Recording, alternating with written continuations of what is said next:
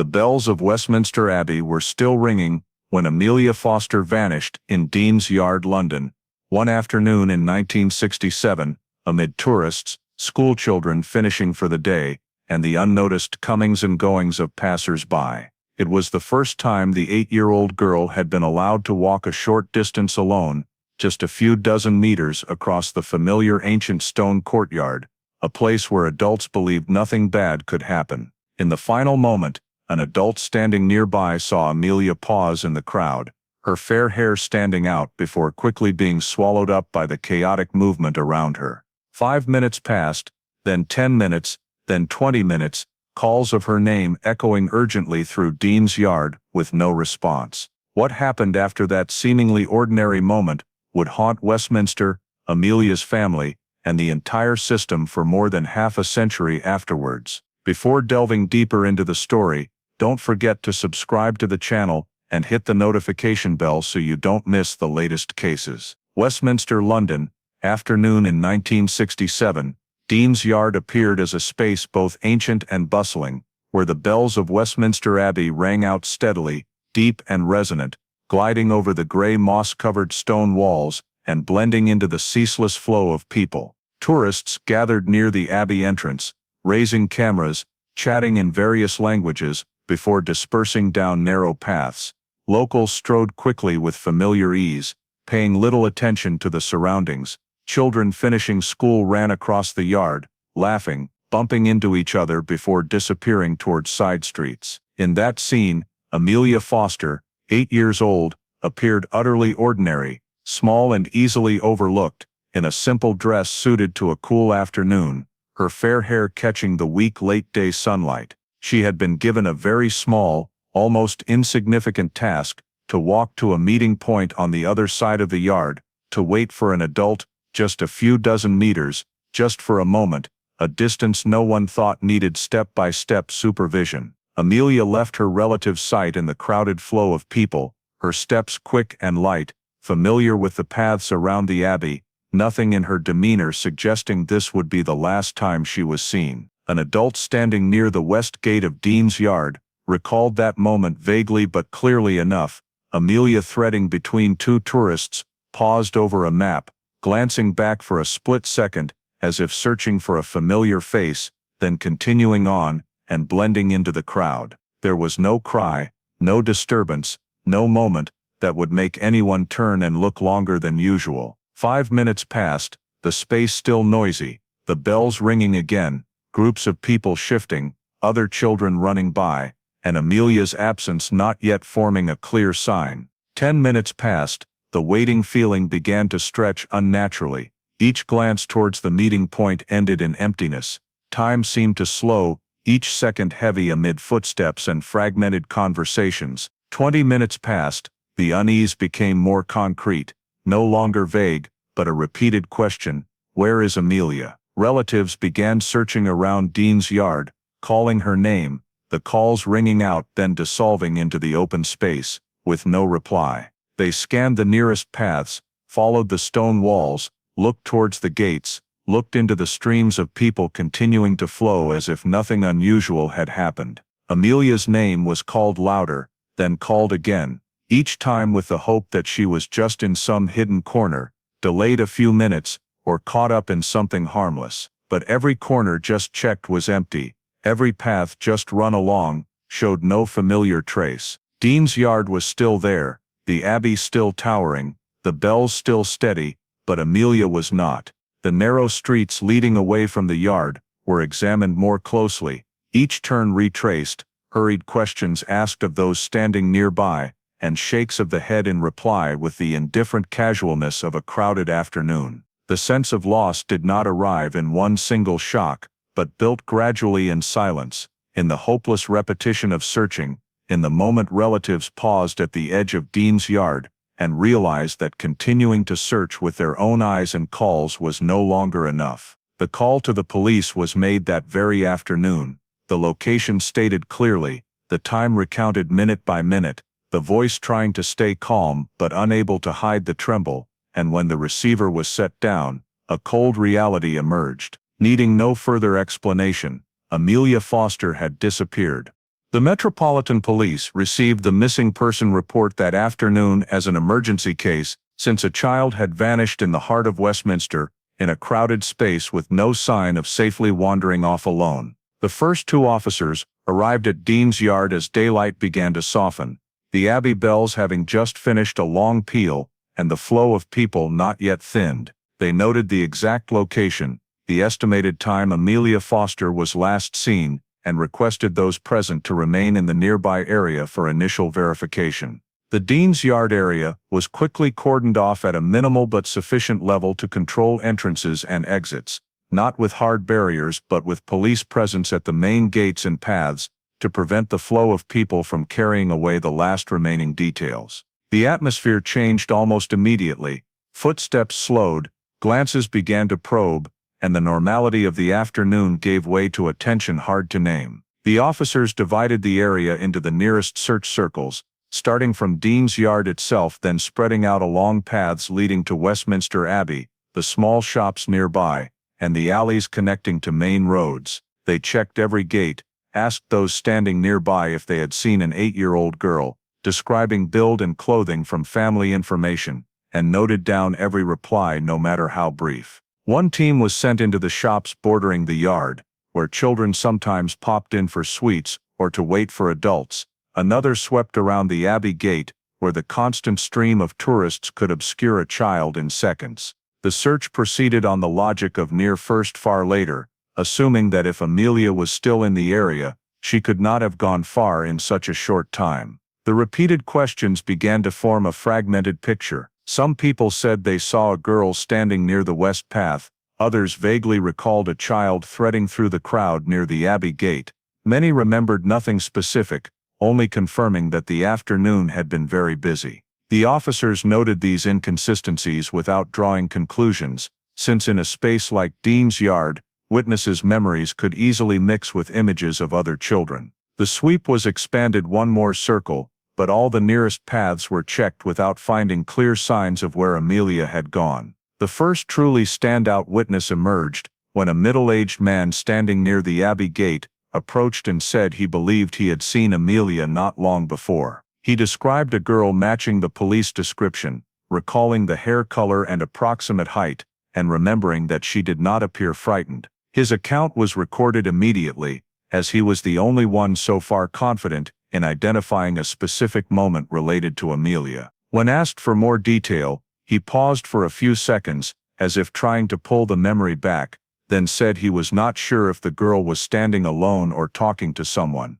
only remembering that an adult was standing quite close. That detail caused the officers to exchange glances. Previously, the working assumption was that Amelia might have wandered off in the crowd, but this account opened another possibility. One officer asked carefully, avoiding suggestion, requesting the witness to describe the adult he thought he had seen. The reply was unclear. He could not recall gender or clothing, only that it was an adult standing close enough for Amelia to look up when speaking. The lack of specific description made this information both important and dangerous, as it could lead the search in an entirely different direction if misinterpreted. Meanwhile, other teams reported that no one in the nearest shops remembered seeing Amelia enter, and no one had seen her clearly leave Dean's Yard. The main exits had all been checked within the relevant time frame, and no witness confirmed seeing a girl run out alone. The officers began to recognize a suspicious gap in the chain of events. Amelia vanished in a crowded place, but no one could confirm the moment she left. The cordon was maintained, and the witness list expanded to include those remembering only very small details, as those faint fragments sometimes determined the direction of the entire investigation. As the afternoon light faded, and Dean's Yard began to empty, the picture that emerged offered no reassurance. There was no sign that Amelia had left the area on her own, and no clear evidence that she had been forced away in broad daylight. The only certainty was that no one could definitively say Amelia had gone alone. That very uncertainty became the first pivotal point of the search, posing the question that would haunt all the hours to follow. If Amelia did not leave alone, then who was with her in that final moment? When the initial cordon yielded no clear answers, the Metropolitan Police moved to the phase of systematically collecting witness statements, treating every memory, however faint, as a data point to be placed correctly. The witness list was compiled from those present in Dean's Yard during the time frame of Amelia Foster's disappearance, prioritizing those who had stayed in one spot or had specific reason to observe surroundings, rather than just passing through. The officers did not press aggressively, but followed standard procedure, where the witness had stood, for how long, what they saw before and after the moment Amelia was believed to have appeared last. Each statement was recorded separately, without witnesses hearing each other's answers, to avoid memories being contaminated by unintentional suggestion. From the initial responses, a narrowing time frame was constructed, lasting less than 10 minutes, but within that brief window, details began to diverge in different directions. Reconstructing the last scene relied not on a single witness, but on the layering of multiple accounts. A woman standing near the south entrance to Dean's Yard said she saw a girl matching Amelia's description facing towards the Abbey,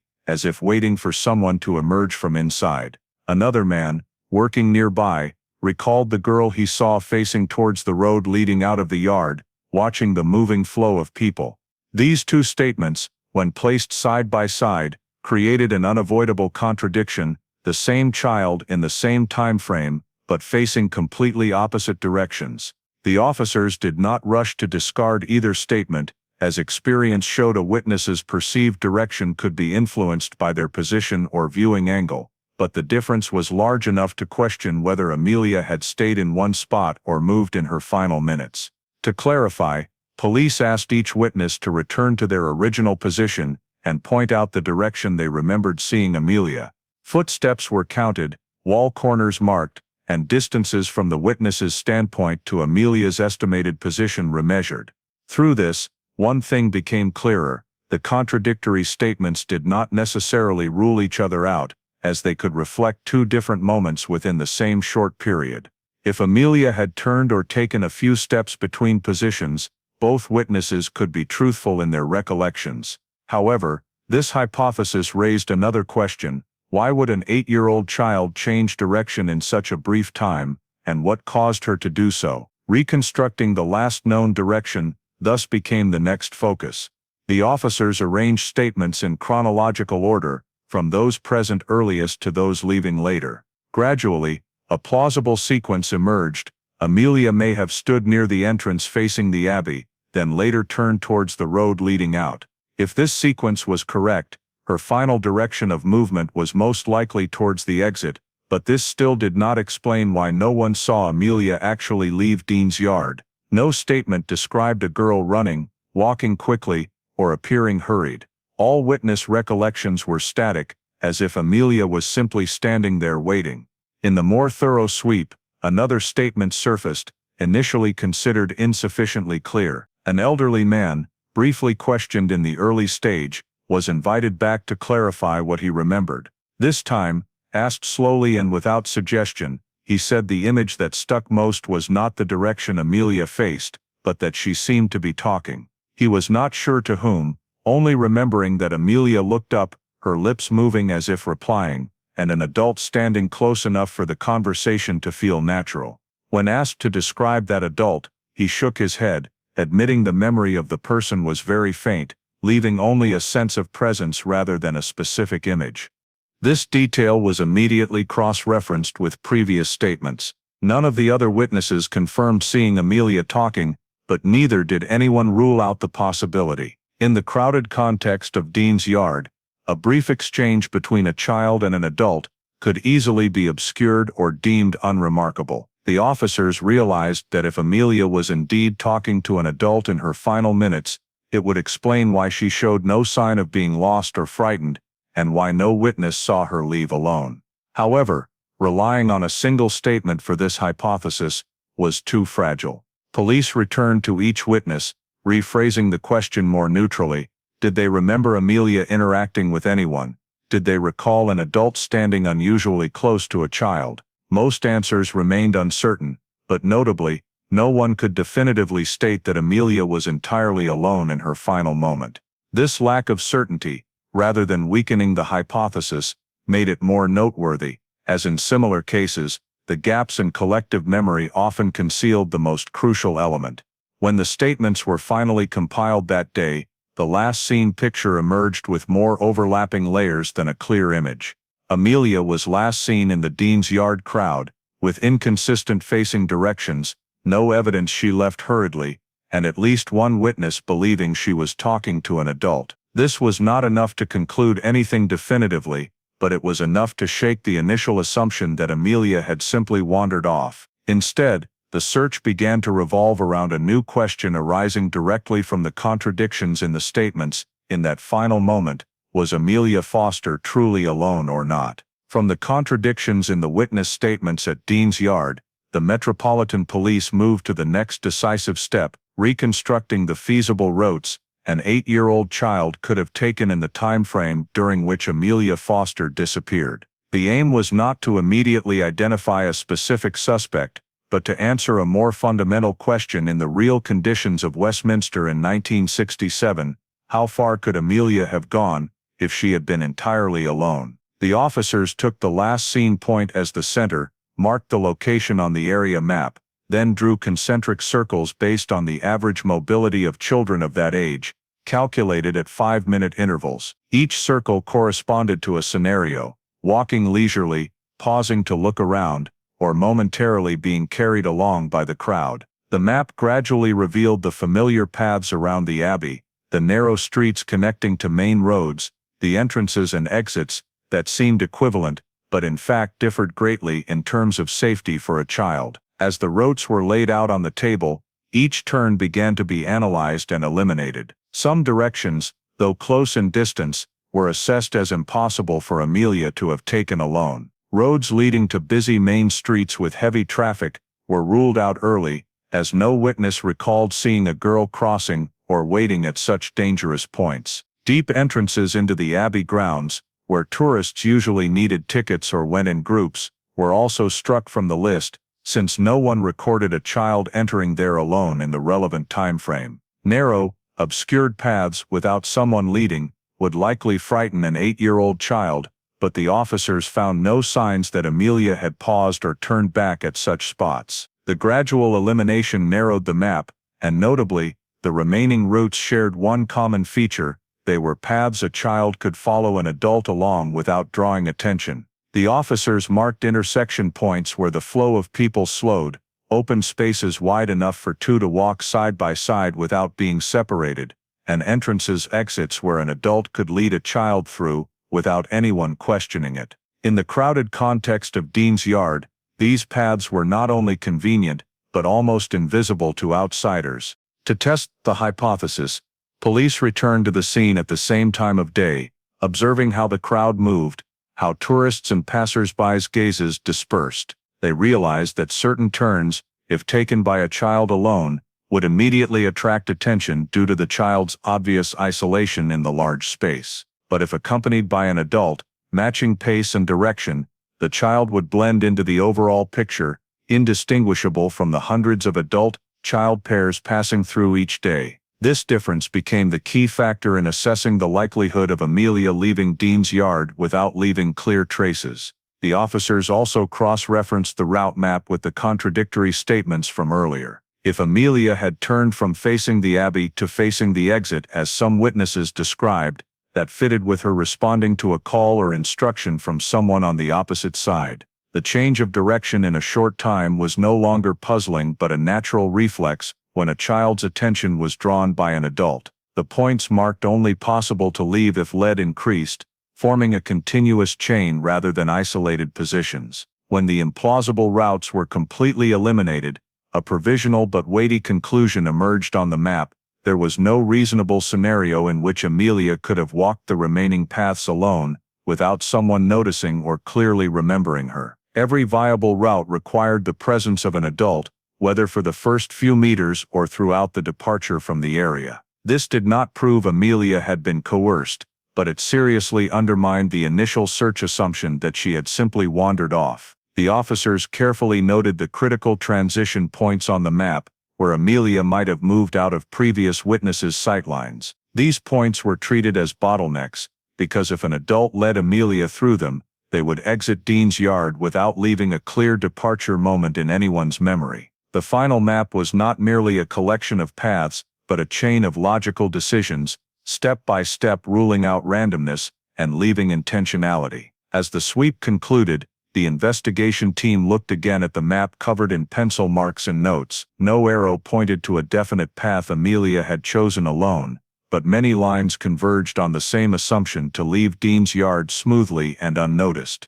Amelia needed someone with her. The consistency between the movement map and the earlier vague statements meant this assumption was no longer an isolated speculation, but the new working framework for the search. From that moment, the case's central question was shaped more clearly than ever. If Amelia Foster had left with someone, who was that person, and why had their presence vanished entirely from the crowd's memory? Reconstructing the route had significantly narrowed the possible scenarios, but it still provided no specific physical anchor. By the end of the day, as light had almost faded and only scattered search groups remained in Dean's Yard, a small detail emerged and was immediately placed under strict scrutiny. An officer sweeping the northern edge of the yard, near the path connecting to the narrow road towards the Abbey, spotted a small object lying close to the edge of the paving stones, not conspicuous but unusual enough to make him pause. It was a child's personal item matching the description the family had provided for Amelia Foster.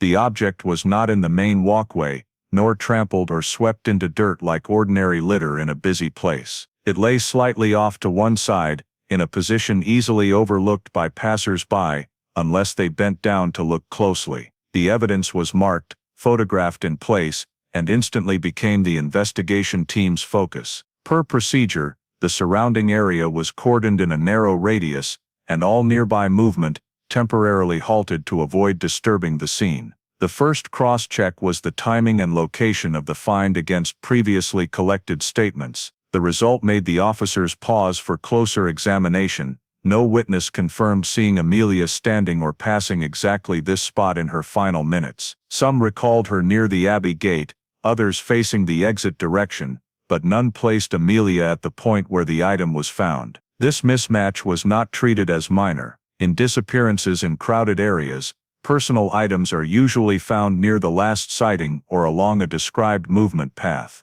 Here, the distance was not great, but enough to raise the question, if Amelia had moved alone, why was the item in a position unconnected to any statement? The officers returned to the earlier route map, marked the find spot, and connected it to possible movement directions. The result was a stray line that did not fit a logical 8-year-old's path. The scene around the item was examined meticulously. No displacement of paving stones, no drag marks, no particularly standout footprints among countless others. This made the possibility of the item being dropped while running or hurrying less convincing. If Amelia had dropped it while walking alone, it would likely lie in the walkway where movement and people could shift it. But here, the item lay neatly at an edge, as if placed rather than randomly fallen. The officers began analyzing habits of children the same age, drawing on experience and available references. An 8-year-old usually does not immediately notice dropping a small item, but if they do, the natural reflex is to bend down and pick it up, especially without feeling danger. No witness recalled seeing Amelia bend or pause in this area, and no sign suggested she stopped long enough to drop it then walk away. This further weakened the idea that the item fell during solitary movement. The item's position was also compared to the earlier identified points only leavable if led. Notably, the find lay near one such transition point, where an adult could steer a child away from the crowded area unnoticed. This coincidence prompted consideration that the item did not mark Amelia's departure point, but a different moment, the moment just before she moved out of general view. If an adult paused there briefly, perhaps to adjust direction or speak shortly, intentionally or unintentionally, placing or dropping a small item could not be ruled out. To avoid speculation beyond evidence, the team returned to witnesses, this time focusing on the area around the find. They asked if anyone recalled an adult stopping there with a child. Most answers remained uncertain, but notably, no one ruled it out. In a crowded space like Dean's Yard, an adult bending down or pausing for seconds would not create a clear memory, especially without attention-drawing action. This ambiguity, once again, did not disprove the hypothesis, but aligned with it. When the data were placed side by side, route map, witness statements, and item position, a provisional but important conclusion formed. Amelia's small item had not fallen randomly during movement. Its position, the way it lay on the ground, and the absence of any statement directly linking Amelia to that spot, suggested the item was more likely the result of intentional action, whether deliberate or unconscious, rather than accidental. This did not answer where Amelia went, but it reinforced what had gradually emerged from earlier sections. Amelia Foster's disappearance was not a random sequence of a lost child wandering off, but a process involving another's intervention, concealed skillfully enough to dissolve into the crowd of a Westminster afternoon. From the item's position and the eliminated routes, the investigation team moved to systematically analyzing hypotheses, not to immediately confirm what happened to Amelia Foster, but to determine what could not have happened. The first hypothesis examined was that Amelia wandered off alone. This is always the initial approach in child disappearances in crowded places, but here, the gathered facts began to oppose it. An 8-year-old can get lost in minutes, but to do so, without leaving any departure moment in witnesses' memories,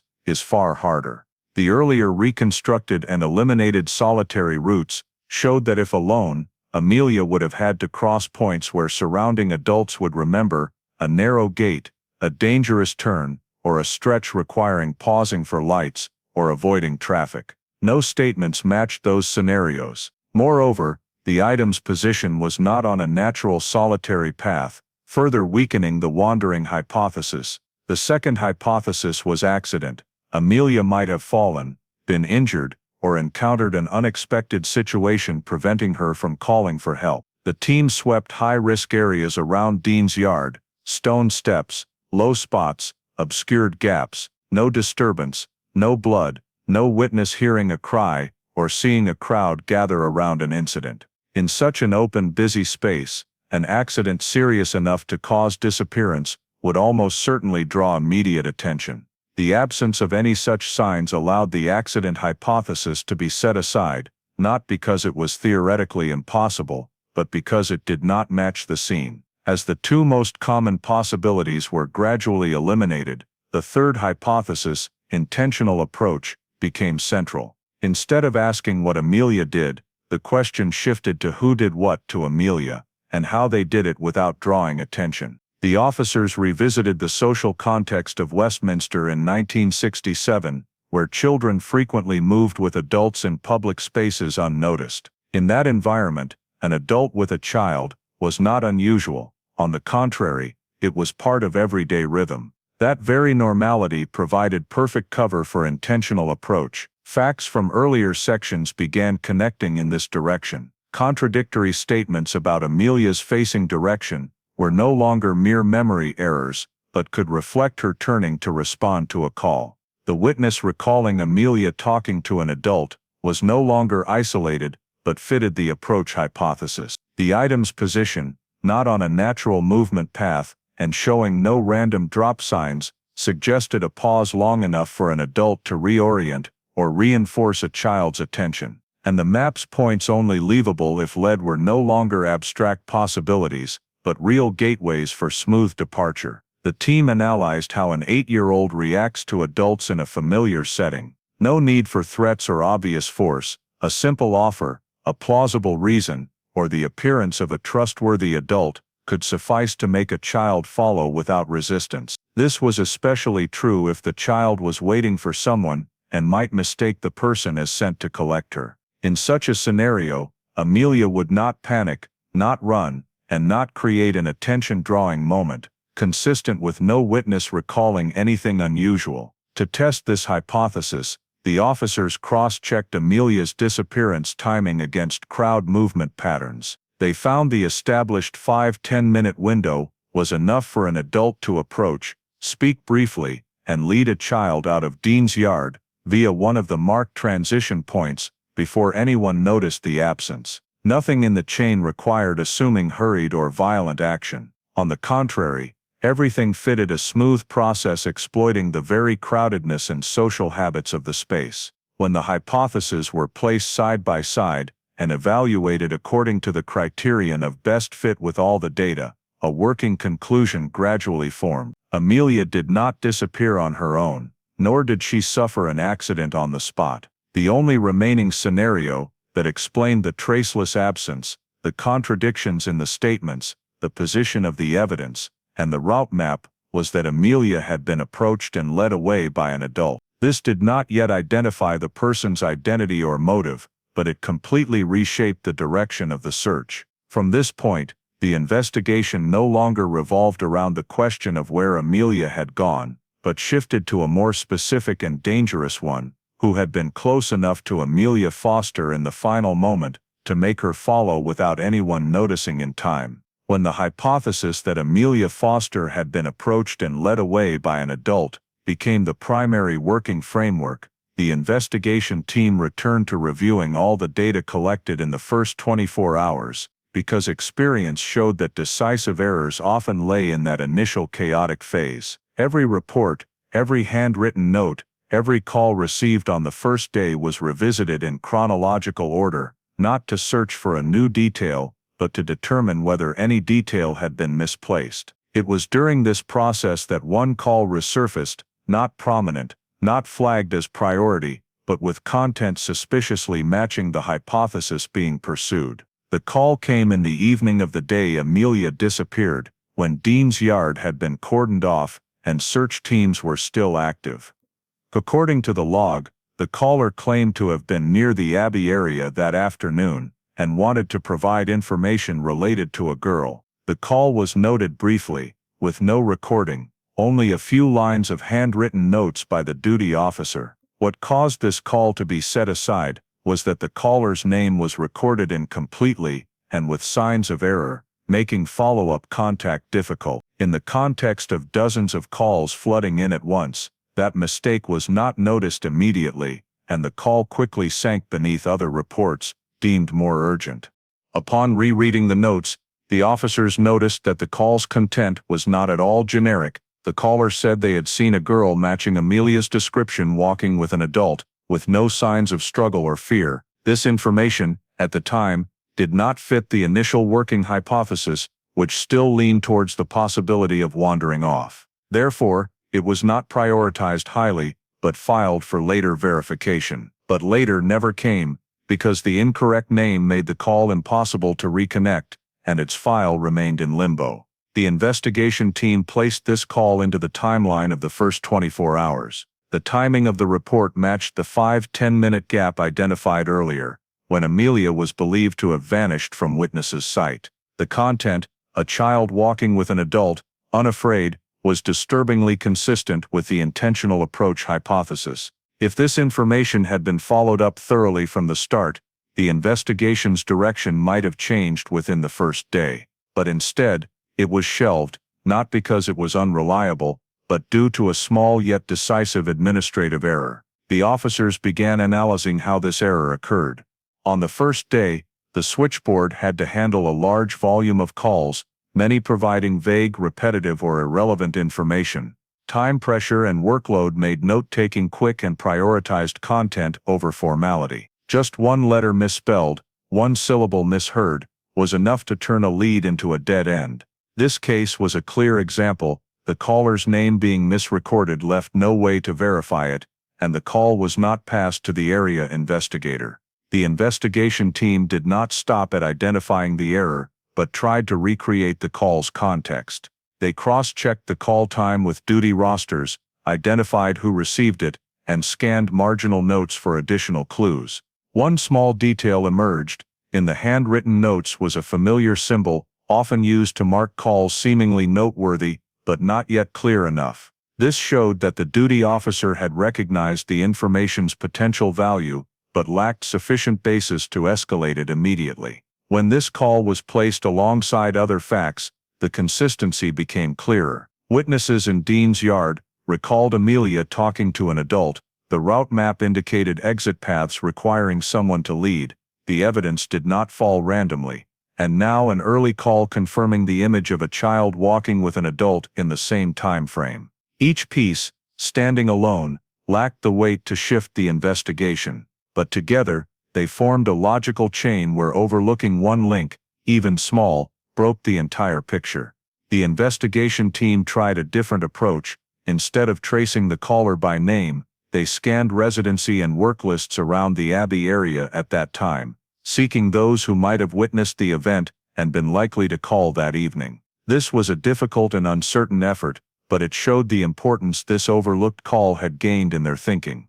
The inability to verify did not diminish the information's value. On the contrary, it emphasized that a source fitting the abduction hypothesis had appeared very early, but was blocked by a seemingly harmless error. When synthesizing the findings, the investigation team reached an uncomfortable conclusion. The case's key error did not occur after many years but lay in the first 24 hours. It was not a lack of effort or indifference, but the result of pressure, emergency processing, and a slightly misaligned administrative detail. The overlooked call became symbolic of that, an early warning about the intentional approach hypothesis, sinking before it could affect change. The conclusion of this review phase was not to assign blame, but to establish an uncomfortable truth from the very first day. There were signs that Amelia Foster had not disappeared on her own. That sign had been heard, recorded, but not followed through. From that moment, the investigation took on a new layer of meaning, because finding out what happened to Amelia was no longer just tracing an unnamed adult's trail, but also understanding how a small error in the first 24 hours could shape the fate of an entire case for decades to come. From the hypothesis that Amelia Foster had been approached and led away by an adult, combined with the overlooked call in the first 24 hours, the investigation team was forced to shift from constructing scenarios to identifying specific individuals who might fit that pattern of behavior. Among the list of people frequently present around Dean's Yard in 1967, one name stood out not due to direct evidence, but because of the troubling alignment between habitual presence, ability to approach children, and gaps in accounts. It was a woman living and working around the Westminster area, regularly present in Dean's Yard in the afternoons, and familiar enough with the space to linger or chat with young children, without drawing attention. No one labeled her a suspect at the time.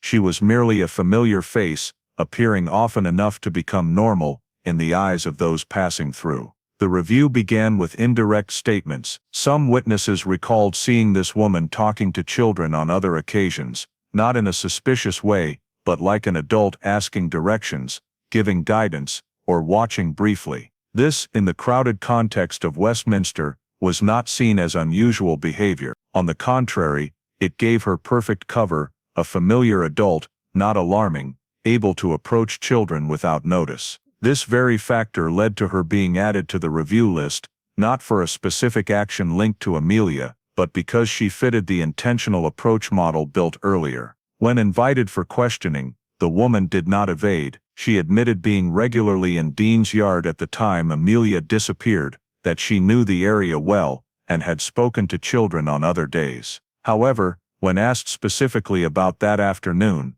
her account became vague. She could not clearly recall where she had stood in the critical time frame, was unsure whom she had met, and could not confirm whether she had seen Amelia. This vagueness, legally, was insufficient for charges, but investigationally, it created a gray area hard to ignore, especially alongside other facts. The investigation team tried cross-referencing her account with established timelines. If she had truly been in Dean's Yard then, she might have been near the transition points, where Amelia could only leave if led. However, no witness confirmed seeing her walking with a child that afternoon. There was no physical evidence linking her to Amelia, and no call, even the overlooked one, named her specifically as involved. Everything remained at possible, not crossing into reasonable speculation. The appeal of this reasonable suspect lay in explaining multiple questions at once. She was an adult close enough for Amelia to trust,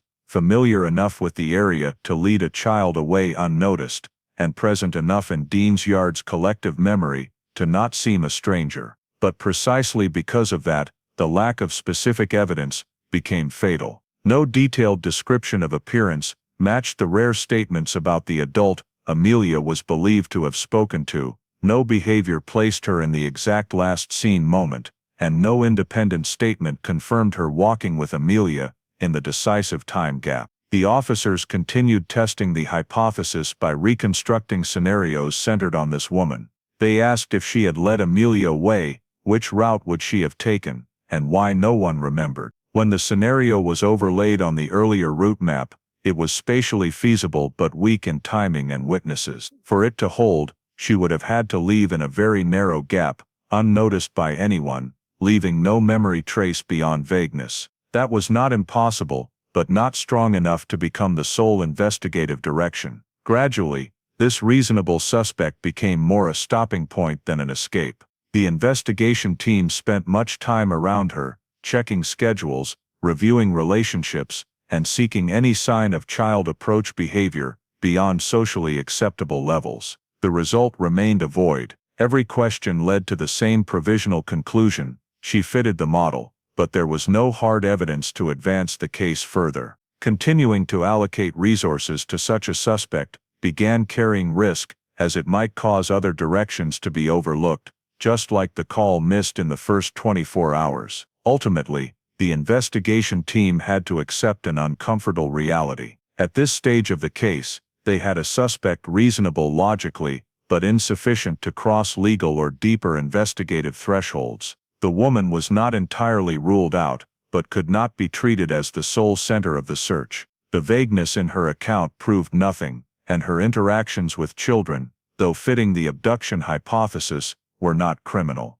From here the case entered a dangerous state. When a seemingly reasonable suspect cannot be proven, the investigation risks being drawn into a misdirected spiral. And it was at this point that strategic error began to form, not from lack of leads, but from too many hypotheses coexisting without any strong enough to close the others.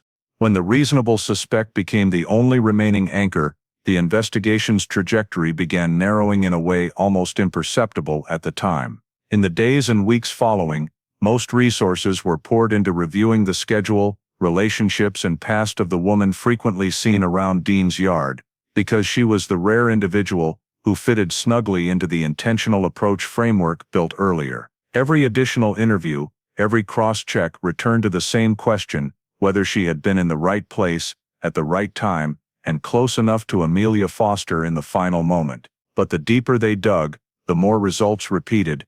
Gaps in her account did not turn into contradictions, and vagueness did not evolve into evidence. The prolonged focus on one direction caused other hypotheses to be gradually sidelined, not because they were convincingly disproven, but because they were not pursued with the same intensity. The hypothesis of another adult, unfamiliar in Dean's Yard, approaching Amelia in a brief few minutes, was seen as harder to trace and less viable than sticking to a named suspect. Possibilities involving Amelia being led away by someone outside the area, or through indirect contacts, were not fully developed, lacking specific anchors to start from. Even the overlooked call from the first 24 hours, though recognized as an error, was not enough to open a new direction without linking to a specific individual. Over time, investigating around this suspect created a dangerous side effect. Details not fitting the central hypothesis were treated as exceptions rather than signals. Contradictory statements about Amelia's facing direction, the evidence position not matching, and the route map showing multiple potential exits, all were interpreted to try fitting the current suspect, rather than as reasons to broaden the search. Subsequent sweeps, though procedurally conducted, began losing urgency. Returns to Dean's Yard grew rarer, no longer at the exact original times. New witnesses rarely emerged, and those previously questioned began repeating their old accounts, memories fading over time. Each failure to find new evidence related to the reasonable suspect pushed the case a small step closer to cooling, though on paper it remained open. Internally, officers began facing an unacknowledged reality. They had a logically strong hypothesis, but no way to turn it into a conclusion. Continuing to pursue this suspect yielded no progress, but abandoning it meant returning to square one, hard to accept after investing so much time and effort. That hesitation caused the investigation to enter a limbo state, where actions were repeated without creating new momentum. The file gradually reflected that state. Additional notes grew shorter, proposals for new actions rarer, and priority markers began shifting to other cases demanding more urgent attention. Amelia Foster remained a name on the missing children list, but no longer dominated search teams' schedules as in the early days. Each resource shift decision was reasonable individually, but together they formed a clear trajectory. The case was cooling. This cooling did not happen via an official statement or decisive choice, but through the accumulation of small decisions. When no new evidence countered the reasonable suspect, nor strong enough to charge, the file was placed in waiting status. Other hypotheses, once promising, were not disproven, but no longer actively pursued. Initial anomalies, the overlooked call, the non-random evidence, the lead-only exits, remained in the file, but were no longer connected by continuous investigative actions. Ultimately, the case crossed an invisible boundary.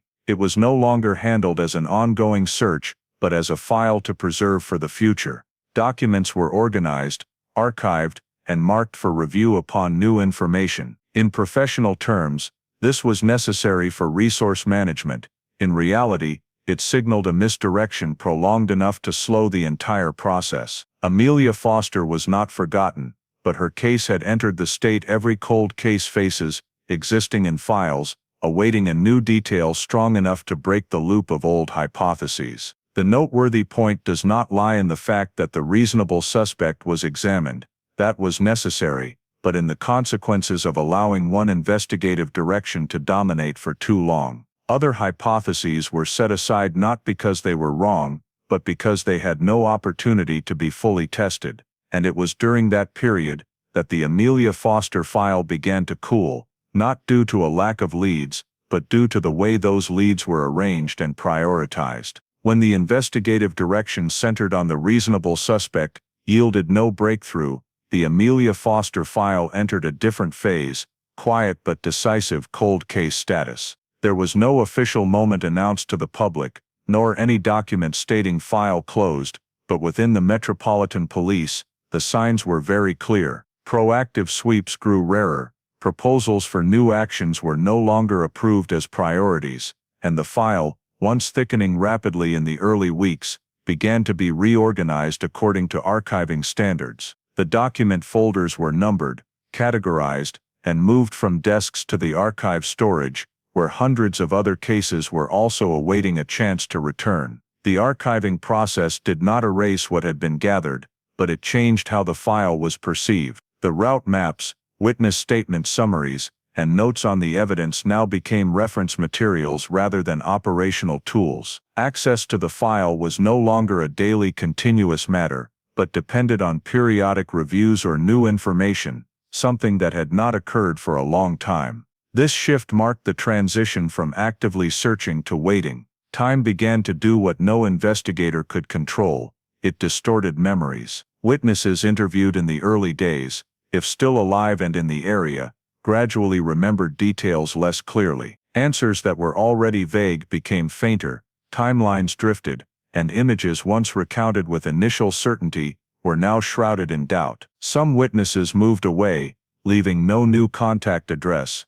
Others passed away, taking with them what they had seen without it ever being verified again. Each name crossed off the contact list was a door closing, quietly, but permanently. Even the witnesses who remained were no longer fixed in their own memories. When questioned again after many years, they began confusing what they had actually seen with what they had heard or read about the case. Dean's Yard changed over time, paths were altered, the flow of people different, and new context seeped into old memories, making reconstruction of a 1967 afternoon increasingly difficult. The initial contradictions in statements, once seen as leads, were now hard to distinguish between genuine signs and consequences of fading memory. In the archive, the Amelia Foster file did not disappear, but it was surrounded by a multitude of other cases, sharing the same fate. Each file had an urgent opening story, and an unfinished ending, and over time,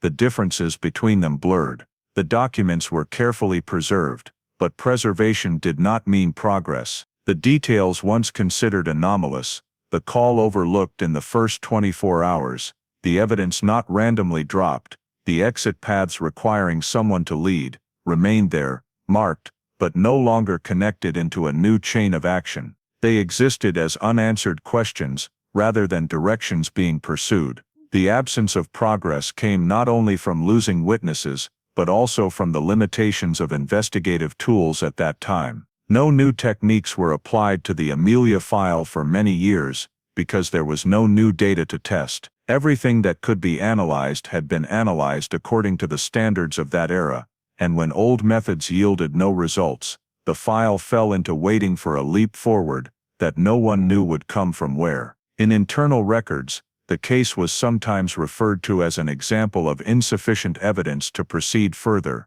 a neutral but weighty phrase. Over time, the social context itself changed. The everyday habits that had facilitated the intentional approach hypothesis became more common, but they also made returning to the old scene harder. Dean's Yard no longer resembled 1967 exactly. Details once important in reconstructing routes no longer existed or existed in altered form.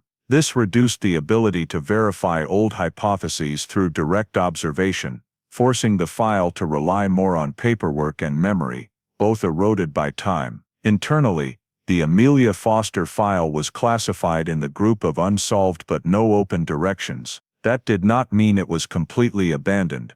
Periodically, the file was still reviewed to ensure no detail was missed, but each review ended with the same conclusion: no new progress, no new names, no new evidence, no new call strong enough to force the investigation to change status. The repetition of this conclusion gradually became a habit, and that habit reinforced the cold case status in a silent but certain way. For the file, the passing of time was not absolute silence, but the accumulation of nothing new. Each year without additional information increased the distance between the present and that 1967 afternoon, making it harder to connect the 2 points. The central questions, who Amelia left with, and how, remained recorded on the file's first page, but they no longer triggered specific actions behind them. The file existed in a state of waiting, not due to lack of questions, but because every path had been followed to the point where at that time, it could go no further.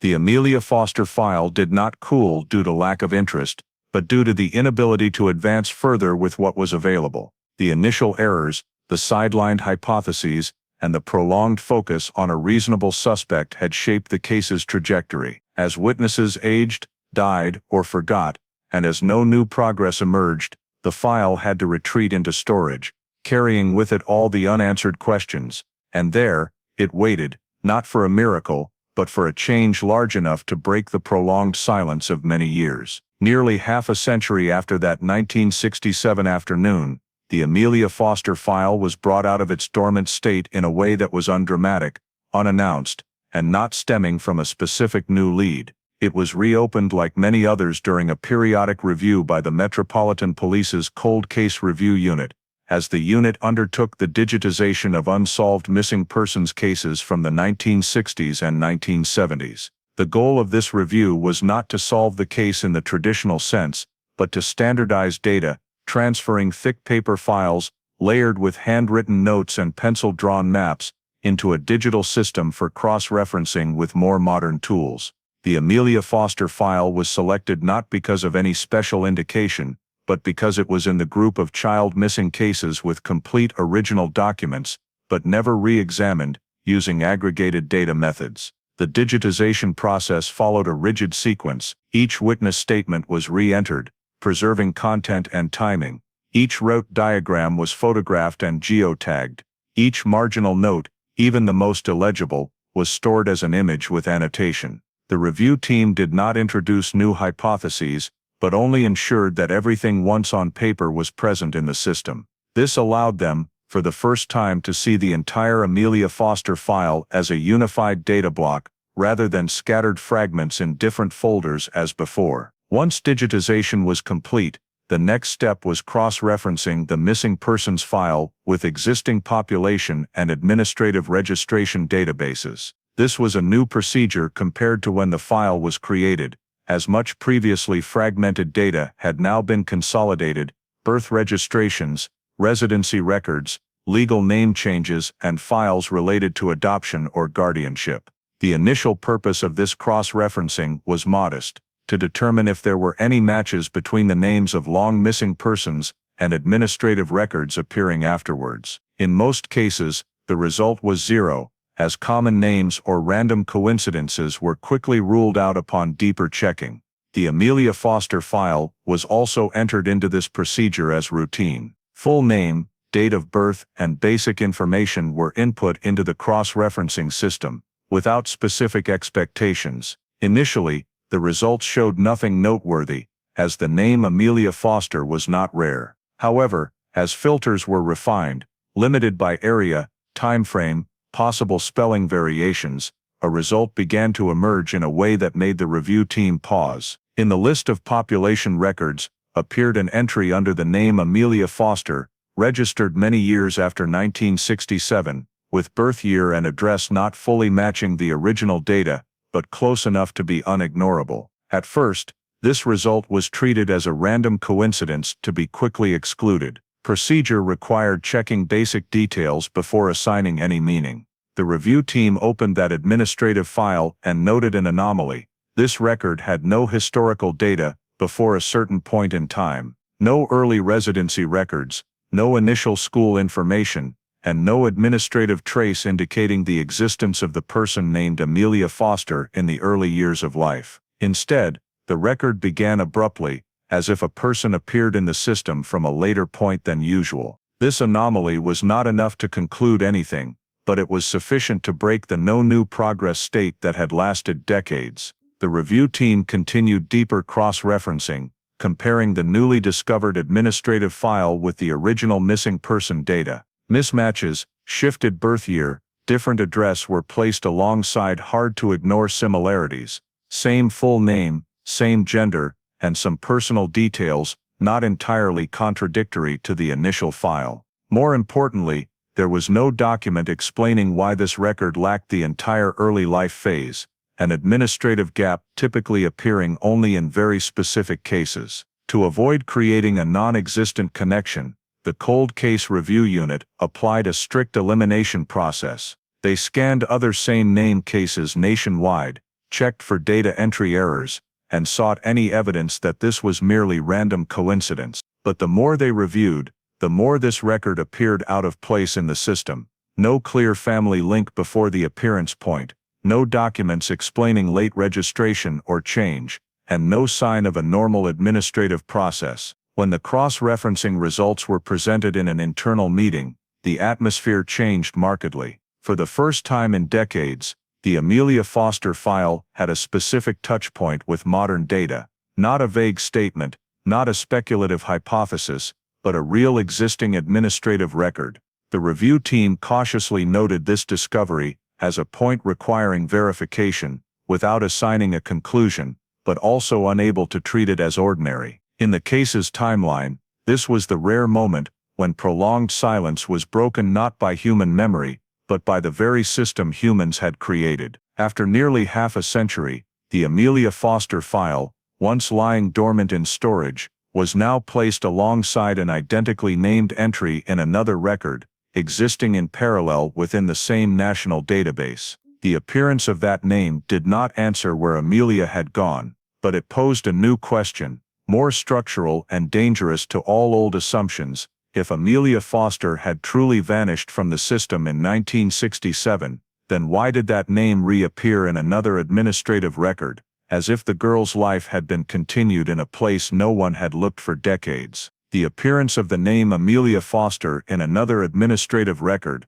forced the Cold Case Review Unit to enter a completely new phase of the investigation, cross-referencing two identities existing in parallel. In the digitized database, two files bore the same name, but represented two seemingly unrelated lives. One Amelia Foster disappeared in Westminster in 1967, leaving no administrative trace after that afternoon. The other Amelia appeared in the system many years later, with a registration chain starting late, completely absent in the early life phase. The review team's task now was not to merge the two files by speculation, but to determine whether they could exist independently, and if not, why. The missing Amelia Foster file was reviewed first, this time not as a mere criminal case, but as a baseline dataset. Date of birth, place of birth, parents' names, 1967 residency address, all were entered into a comparison table. This information was already familiar to the file, but when placed in the same framework as the newly discovered file, the gaps became clearer than ever. The post-1967 Amelia Foster had a declared birth year a few years later than the missing Amelia, a detail initially seeming sufficient for exclusion. But when the review team considered the post-war administrative context of subsequent decades, they realized that misdeclaring or adjusting birth years in late registrations was not rare, especially in informal adoptions or identity changes for personal reasons. The second file, the late-appearing Amelia Foster, was dissected more thoroughly. No original birth certificate was submitted with the initial registration. Instead, there was a late copy issued after the person had reached teenage years. Parental information fields were blank or filled later with data unverifiable independently. The first recorded address was not the birthplace, but a residency where the new Amelia began appearing in the system. For the Cold Case Review Unit, this was a familiar pattern, an administrative identity built from a certain point, with no prior history for cross-referencing. The mere name match was not meaningful in itself, but when similarities and differences were placed side by side, the question began exceeding random coincidence. If the new Amelia Foster was a completely different person, why did her file lack all the basic data usually present from childhood? And if it was merely an administrative oversight, why was no supplementary document submitted to fill that gap over the many years afterwards? These questions did not aim to prove the two Amelias were one, but to assess the likelihood they could be entirely separate. The review team took a crucial step, constructing parallel timelines for the two identities. The first ended abruptly in 1967, with Amelia Foster missing in Westminster. The second began a few years later, with no transition period, no explanation for the appearance. When placed side by side, the two timelines did not overlap, but complemented each other in a hard-to-ignore way, as if a life interrupted and continued under the same name, but in a different context. To avoid crafting an appealing but false narrative, the Cold Case Review Unit applied the reverse principle, finding every way to prove the two Amelias were not the same. They scanned other nationwide same-name records, cross-referenced birth, death, and migration data, seeking to firmly attach the new Amelia Foster to a different family. The results did not provide decisive exclusion. No family had a fully matching birth record, no data chain showed another Amelia Foster growing up parallel to the missing one. This absence, rather than clarifying, made the potential link more concerning. Another detail began emerging as the new administrative file was examined further: small but consistent changes in personal information over time. Addresses changed, occupations changed, but there were long gaps where the new Amelia nearly vanished from the system before reappearing elsewhere. These gaps were not unusual for a freely moving adult, but in the context of a late-appearing identity, they made questions about the past more urgent. The Cold Case Review Unit recorded this discovery with cautious terminology: two identities potentially related. No conclusion, no official statement, only a note marking that this was the first time in nearly half a century the Amelia Foster file had a specific real-world counterpart for comparison. From here, the investigation was no longer just looking back at 1967, but tracing a life that might have continued in the shadows of the administrative system. Internally, this change was groundbreaking. If Amelia Foster truly existed in two forms, one missing, one appearing late, then all old assumptions about the case's conclusion had to be re-examined. The girl might not only have left Dean's Yard with an adult,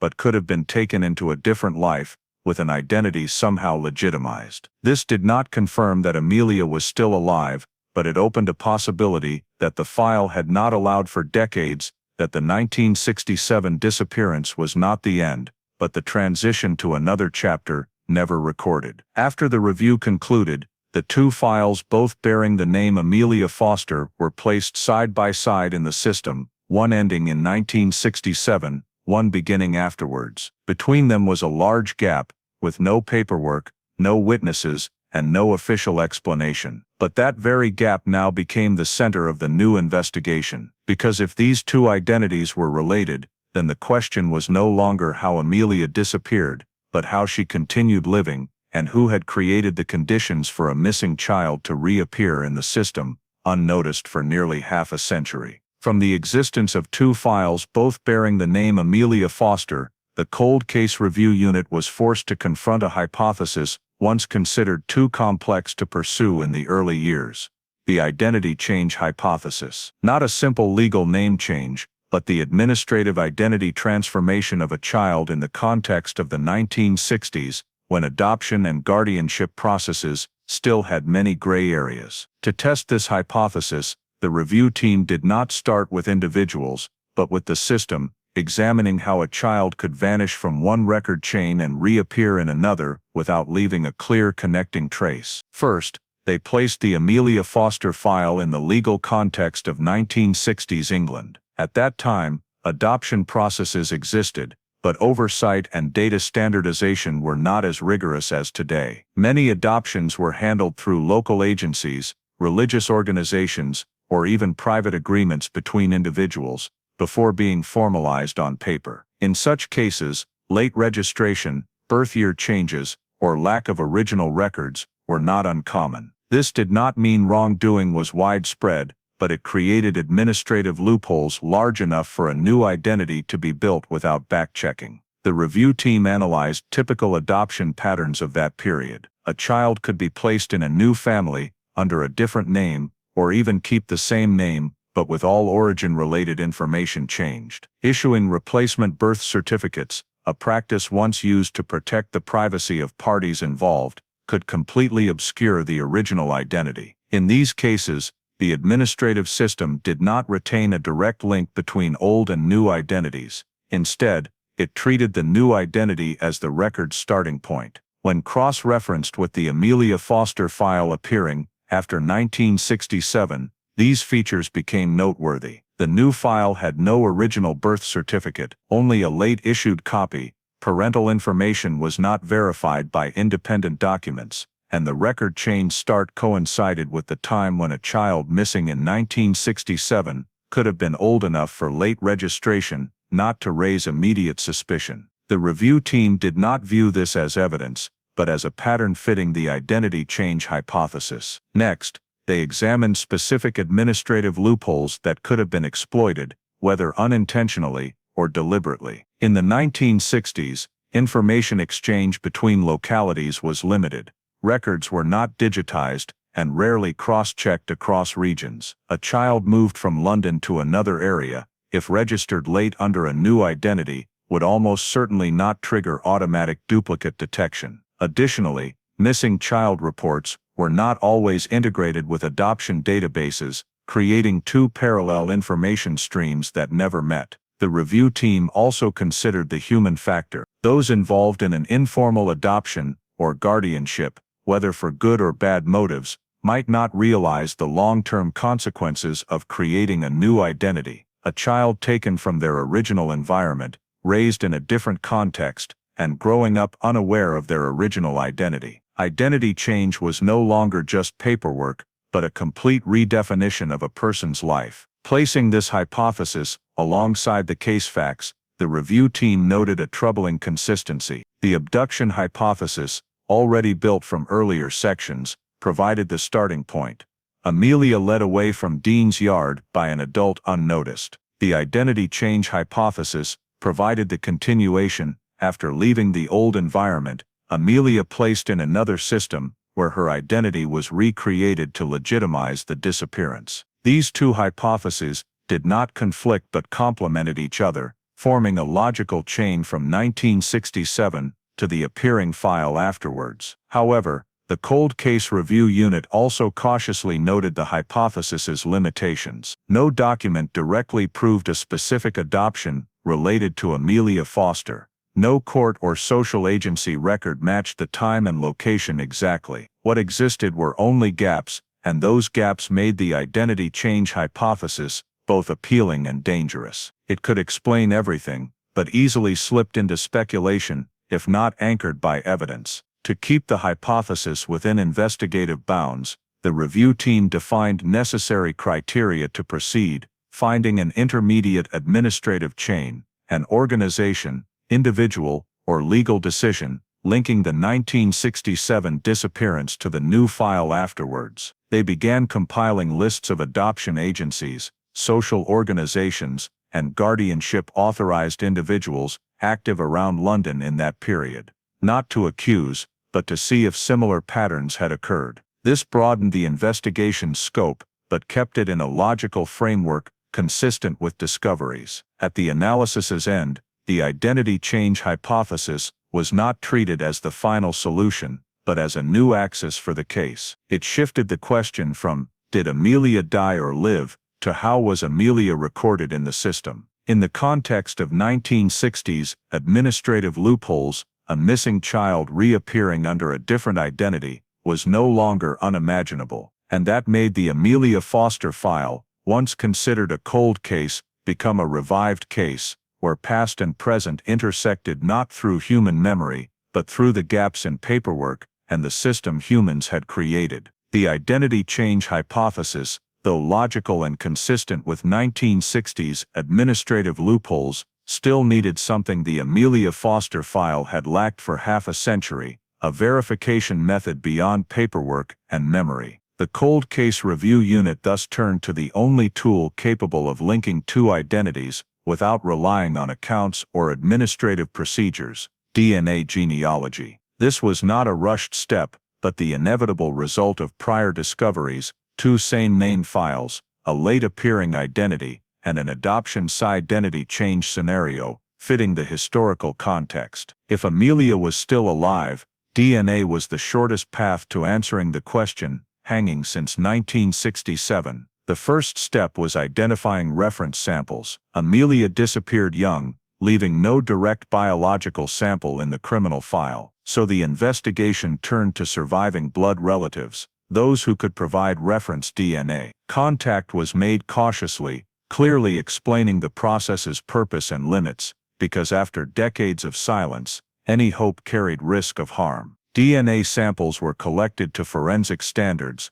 coded, and entered into the genetic genealogy analysis system, where data sought not immediate perfect matches, but varying degrees of blood relationships. In parallel, the Cold Case Review Unit sought access to the administrative file of the Amelia Foster appearing after 1967, this time not for paperwork comparison, but to request voluntary testing. The process was designed without imposing assumptions.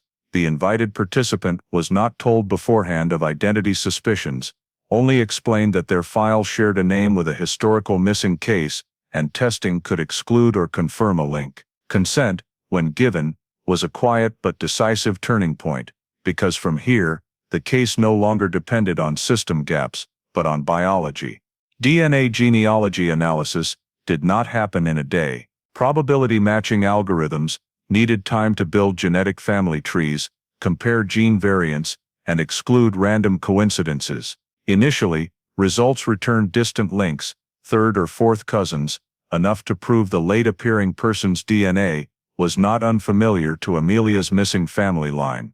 This was not conclusive, but it ruled out completely random name coincidence. As further analysis rounds proceeded, links grew closer, more consistent, and converged on the same family branch. The pivotal moment came when the system reported a blood correlation level, explainable only by two possibilities: very close blood relation, or the same individual. With additional reference samples from other family members, the first possibility was gradually excluded. Small administrative differences, shifted birth year, different address, were no longer sufficient to refute the biological conclusion. DNA did not show someone like Amelia, it showed Amelia. The Cold Case Review Unit conducted independent verifications to ensure the conclusion did not rely on one source. A second laboratory was invited to reanalyze, blind double testing applied, and results remained consistent. Genetic markers matched at a level where statistical error became negligible. When reports were placed side by side, there was no room for doubt. Amelia Foster, the child who vanished in Westminster in 1967, was still alive. Reaching this conclusion did not happen in a noisy meeting. It was recorded in cautious language, every word weighed, because its implications extended far beyond one case. The conclusion did not just say Amelia was alive, it implied that for decades, a person had existed under a legitimized identity, carrying a past severed from the system, that forced the investigation to shift axis again, from what happened in 1967 to what occurred afterwards, and why no one noticed. As information was prepared to notify involved parties, the Cold Case Review Unit maintained the supreme principle: protecting the living. Amelia, now an adult, was not publicly identified, not drawn into media spotlight.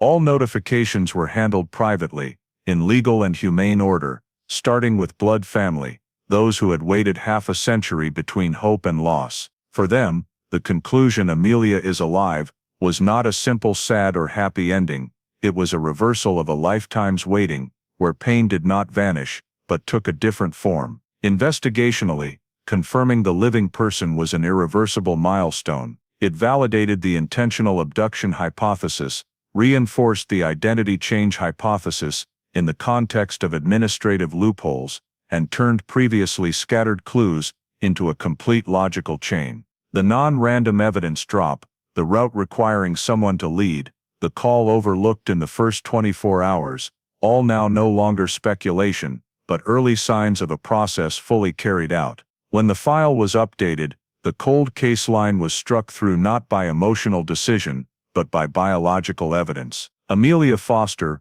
was not only confirmed alive, she was confirmed as the same person who vanished from Dean's Yard in 1967. After DNA genealogy confirmed Amelia Foster was alive, the investigation could not stop at the biological conclusion. The Cold Case Review Unit understood that DNA evidence answered the identity question, but not fully the equally important one: what really happened that 1967 afternoon in Dean's Yard. To complete the picture, they had to return to where it all began, not with faded memories or abstract reasoning, but by accurately reconstructing the physical space of that moment. Dean's Yard today is not the Dean's Yard of 1967. Paths have been widened, some gates closed, small architectural details replaced through multiple Westminster Abbey renovations. So the investigation started from archives, construction drawings, renovation records, documentary photos, Abbey maintenance logs from the 1960s.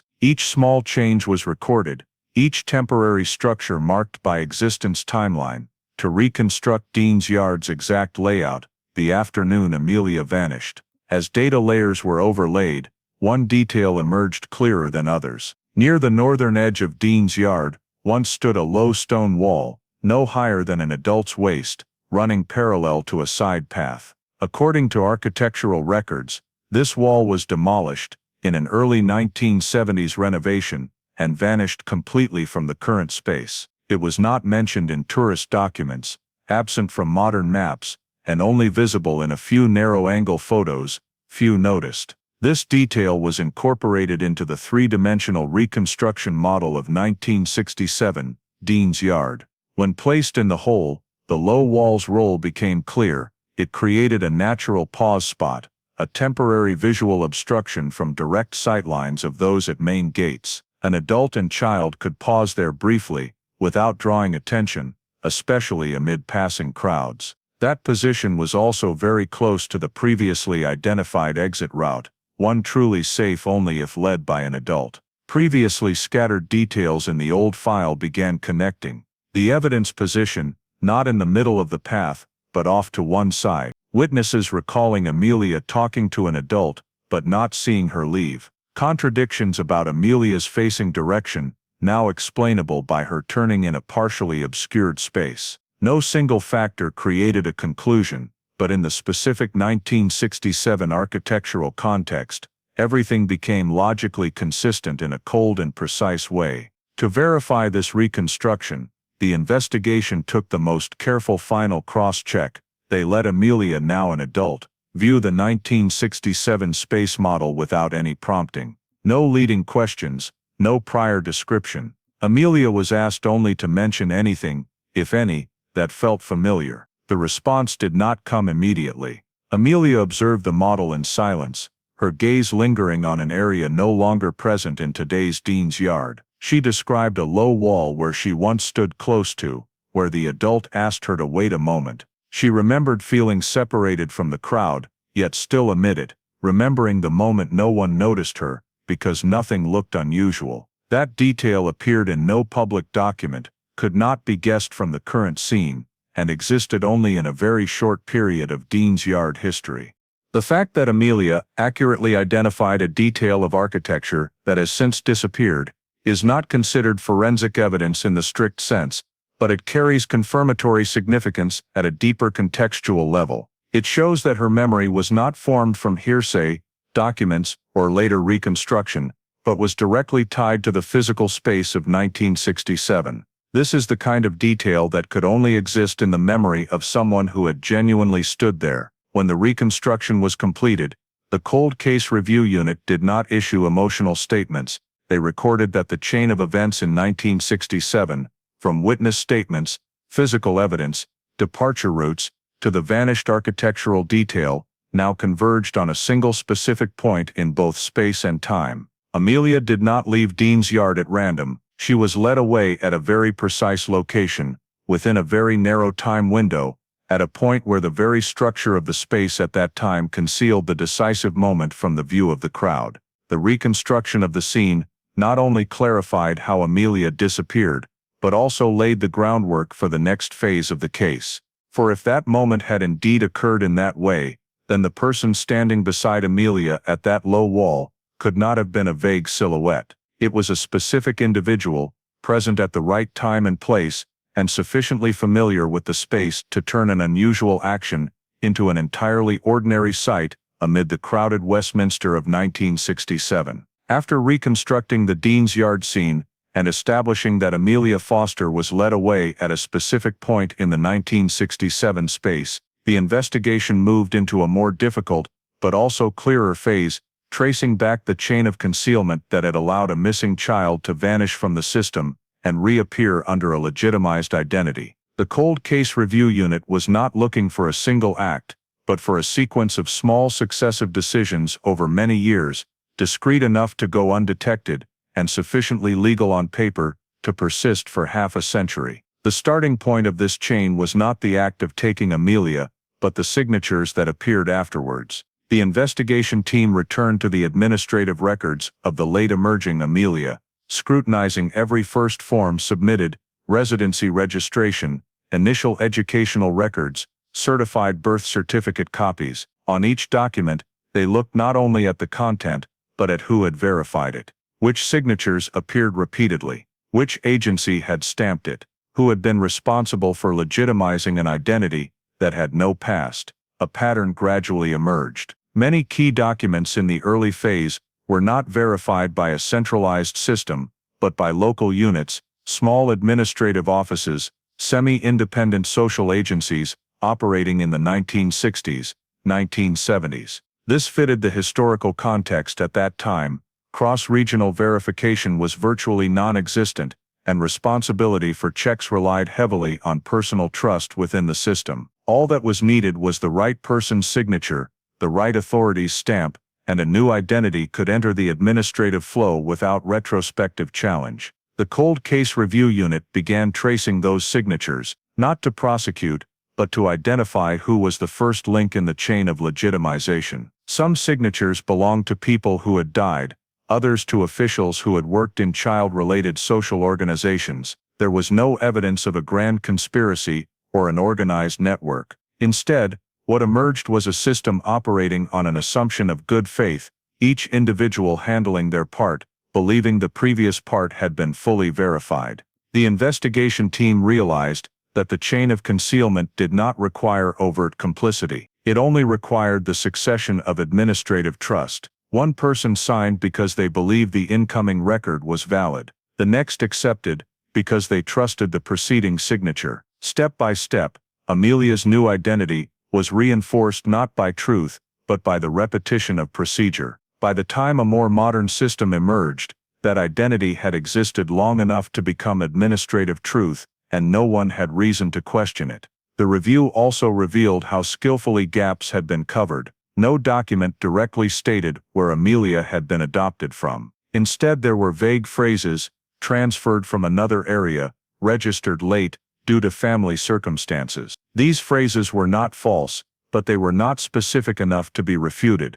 They functioned like mist, not concealing a particular detail, but obscuring the entire context. The Cold Case Review Unit cross-referenced this paper trail with previous hypotheses. The abduction hypothesis explained the starting point. The identity change hypothesis explained the late appearance. The concealment chain explained why no one detected it for decades. No single step in this chain, taken alone, was suspicious enough to raise serious alarm. But placed in succession, they formed a complete path of legalization, a path into which Amelia had been drawn when she was too young to understand what was happening. Crucially, the investigation found no indication that Amelia had been compelled to participate in the concealment chain as an adult. On the contrary, all data showed she grew up believing her identity was genuine, and her administrative past was normal. This shifted the view of concealment. It was not an active ongoing cover-up,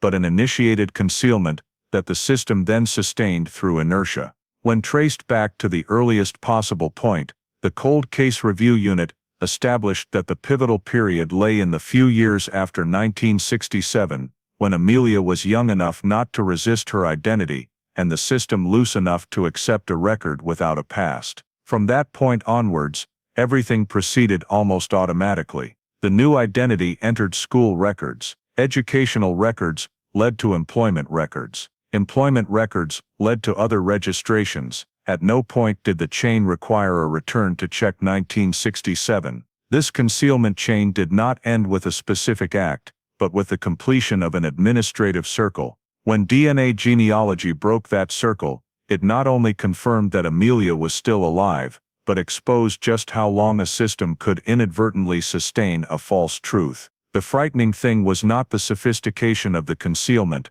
but its ordinariness. At the end of the review, the Cold Case Review Unit recorded that the Amelia Foster case was not merely a story of a missing child, but a lesson in how layers of paperwork, signatures, and seals, when not cross-checked backwards, could create an alternative reality lasting decades. The concealment chain did not need deep darkness, it only needed enough light to appear legitimate. When the concealment chain was traced back to its first links, the investigation finally converged on an unavoidable conclusion.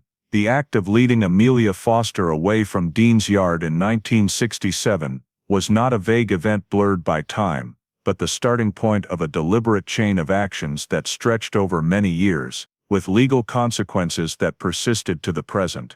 From this moment, the Cold Case Review Unit ceased to function as a historical review group and shifted to the role of a criminal investigation unit, preparing for enforcement action. Identifying a suspect did not happen through a single breakthrough, but through rigorous elimination. Most individuals who appeared in the old records, witnesses, indirect contacts, those initially suspected, had died, or had no connection to the post-1967 paper trail of identity legitimization. In the end, only one living individual remained, someone who had operated in an environment that allowed access to children without suspicion, and who had the capacity to directly influence administrative procedures relating to guardianship, residency registration, and documentation of minors in the late 1960s. Significantly, this person was not a new name. They had appeared faintly in the initial records, not enough to become a primary suspect, but enough to be noted. When the case veered off course for a prolonged period, and gradually went cold, that name was pushed to the margin, not because it was exonerated, but because no one continued to connect the pieces of data. Only when DNA genealogy, scene reconstruction, and the chain of administrative signatures were placed side by side, did this individual's role become undeniable. The Cold Case Review Unit built the legal case layer by layer, because any arrest after more than half a century must withstand the closest judicial scrutiny. The first layer was the initial act approaching and leading an 8-year-old child away from a public space without the consent of family or legal guardian. This act was reinforced by the reconstruction of Dean's Yard 1967, witness statements about Amelia speaking with an adult, and the architectural detail that existed only at that time, elements placing the suspect in the exact space and time. The second layer was the continuing act, rendering Amelia completely cut off from her biological family through identity change and activation of the covering paper trail. This was not a single administrative error, but a continuous process maintained by verifying signatures, stamps, and legitimizing decisions throughout Amelia's early life. This was proven by tracing the signatures, identifying the relevant agencies, and showing how the new identity was inserted into the system without retrospective cross-check against the 1967 missing child record. The third and decisive layer was biological evidence. DNA genealogy not only confirmed that Amelia Foster was alive, but established that the identity emerging after 1967 was not someone else. This allowed the prosecution to argue that the criminal act did not end at the moment of removal, but continued uninterrupted until the true identity was discovered. Under current legal frameworks, this was the critical factor to overcome statute of limitations arguments, because the consequences of the act persisted. When all these elements were placed into a single prosecution file, the Crown Prosecution Service confirmed that there was sufficient basis to issue an arrest warrant. The decision was made discreetly, without prior announcement, to avoid the risk of the suspect destroying documents, contacting associates, or disrupting further investigative steps. The arrest warrant was signed under provisions relating to the abduction of a minor, deprivation of lawful guardianship, and concealment of identity with lasting consequences.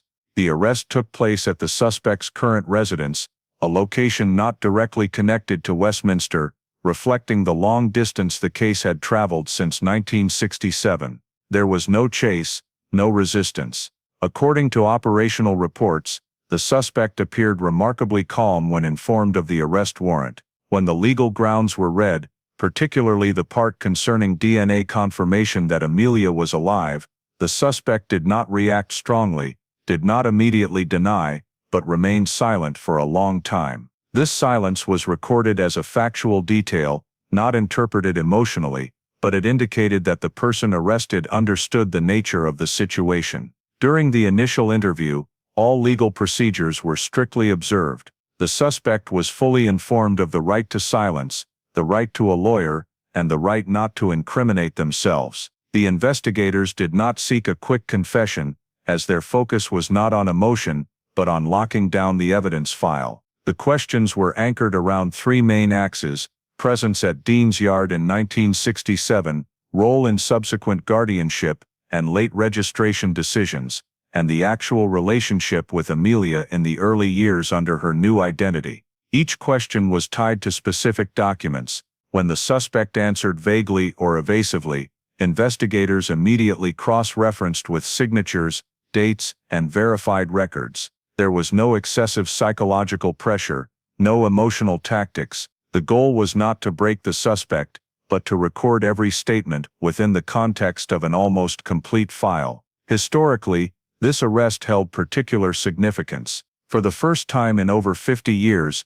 the disappearance of Amelia Foster was no longer an unfinished story explained by hypothesis, but a criminal case with a specific accused and clear legal grounds. This did not reverse the lost years, could not return childhood to Amelia, or erase the time her family spent waiting and silent, but it established an important boundary. What happened in 1967 was not an anonymous tragedy, but an act carrying criminal responsibility. When the suspect was remanded in custody, the Amelia Foster case officially moved into the prosecution phase. The half-century concealment chain was halted not by speculation or emotion, but by the convergence of science, history, and law. The case entered a new chapter, not a search for truth, but a process of forcing that truth to stand before a court.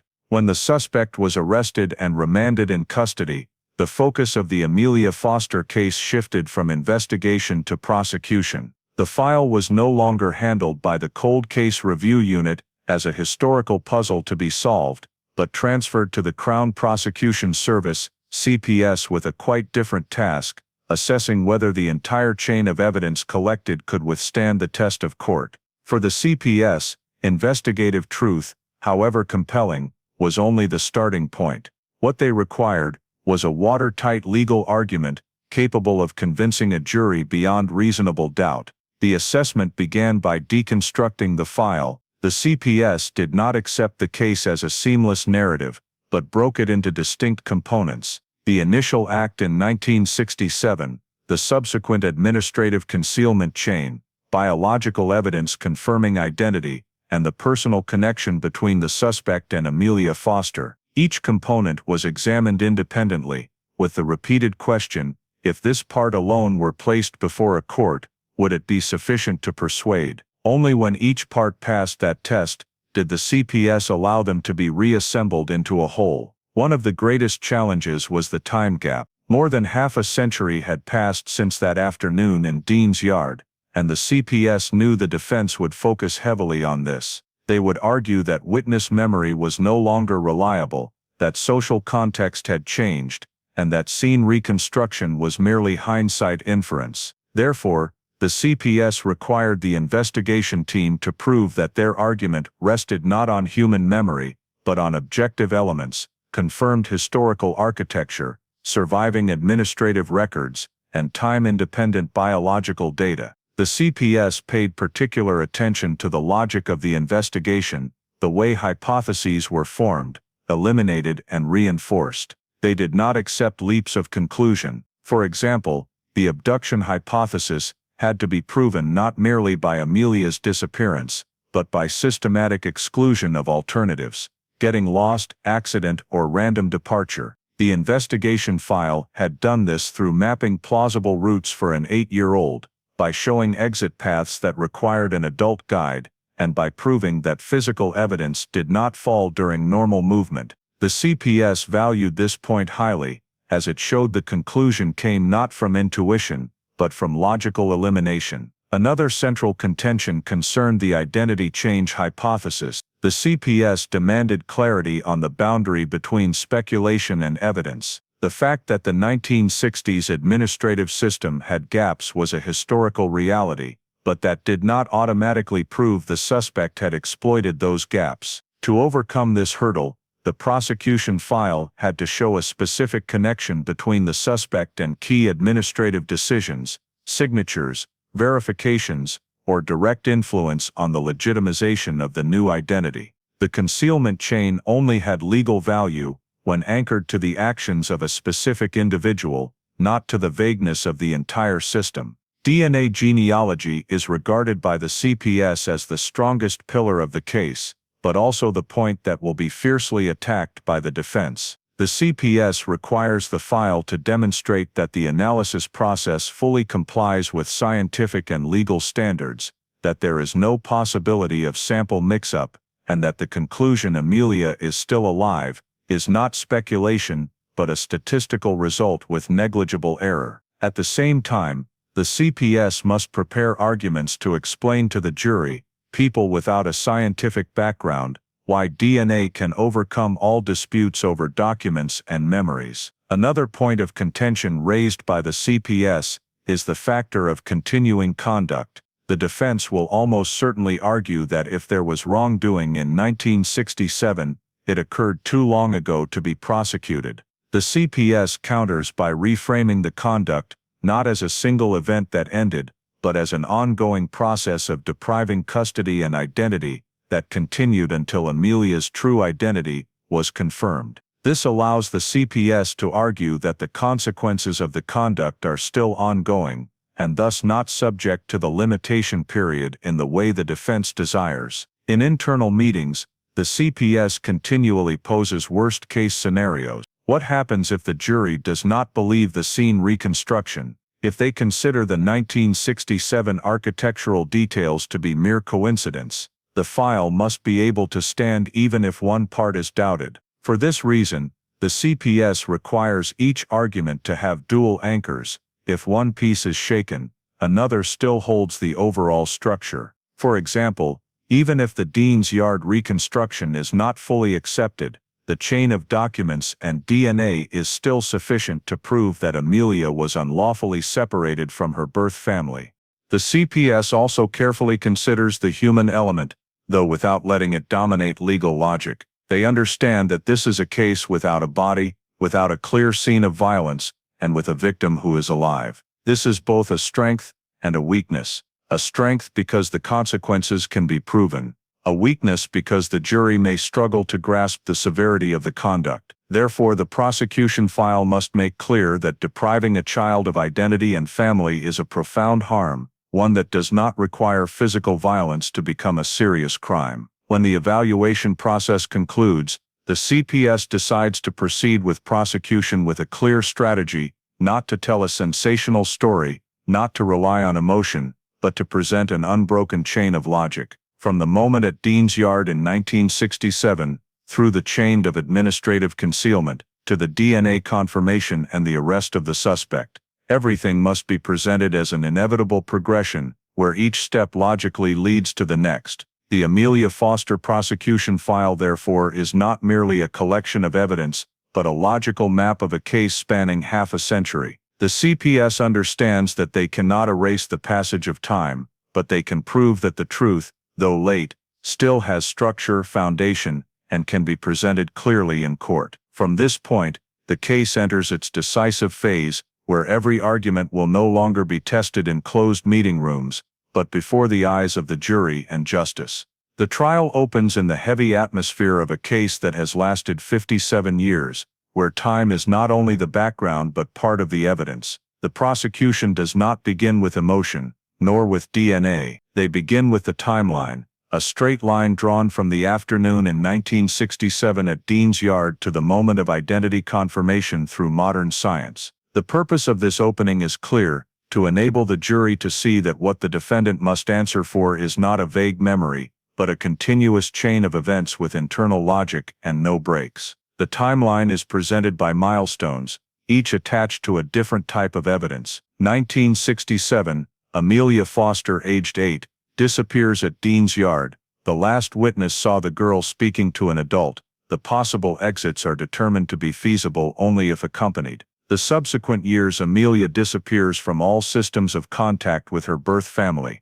A new identity appears late, with documents lacking a past. Repeated administrative signatures and confirmations create a chain of legitimization. Then the present DNA genealogy confirms the two identities are one. The scene reconstruction matches architectural details that existed only in 1967. The suspect is arrested and matched to a specific role in the chain of conduct. The defense focuses on the gaps of time. They question the reliability of old witnesses, the possibility that the reconstruction was influenced by later information, and the chance of coincidence in administrative records. They emphasize that there is no direct evidence recording the moment Amelia left Dean's Yard, no witness pointing to the defendant at that time. This argument does not aim to deny everything, but to sow reasonable doubt, the only element necessary for a successful defense. The prosecution responds by returning to the investigative logic already vetted by the CPS. They do not ask the jury to believe a single memory,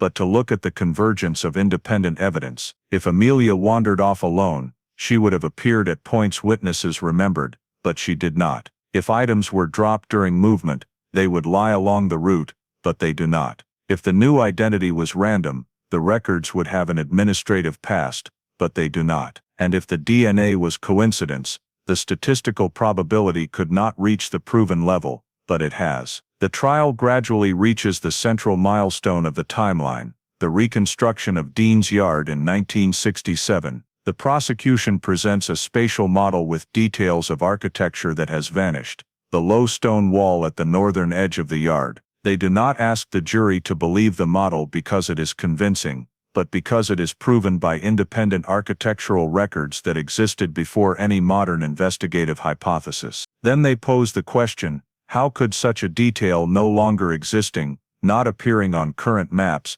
be described accurately by the person who stood there, if that person was not actually present on the afternoon in 1967? It is here that the case's locking detail is introduced, not as a dramatic shock, but as a final logical check. The prosecution compares Amelia's description of the low wall with the demolition date recorded in the Abbey's renovation files. The timing matches perfectly. The detail existed only in a narrow window, precisely the year Amelia disappeared. The defense attempts to argue that this information could have been accessed from documents, but the prosecution counters with evidence. The detail did not appear in any publicly available documents before the reconstruction.